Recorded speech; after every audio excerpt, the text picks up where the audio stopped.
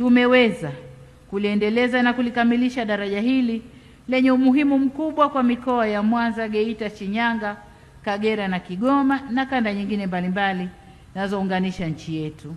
Na hii ndiyo furaha na faraja yangu kubwa, na tunayo kila sababu ya kumtukuza Mwenyezi Mungu kwa kutufikisha katika hatua hii.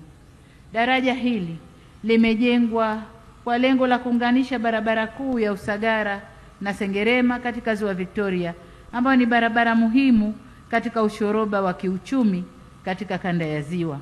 Nafurahi kuwa lengo limetimia.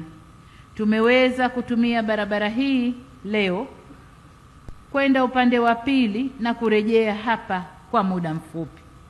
Ni dakika chache.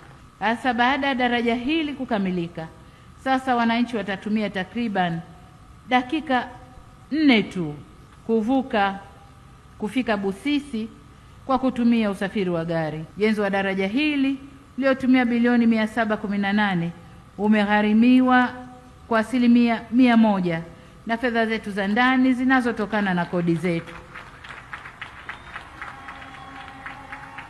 Daraja hili litakuwa alama ya nchi yetu na uthibitisho kwamba tumepiga hatua nyingine ya kuifanya Tanzania kuwa taifa kubwa kiuchumi.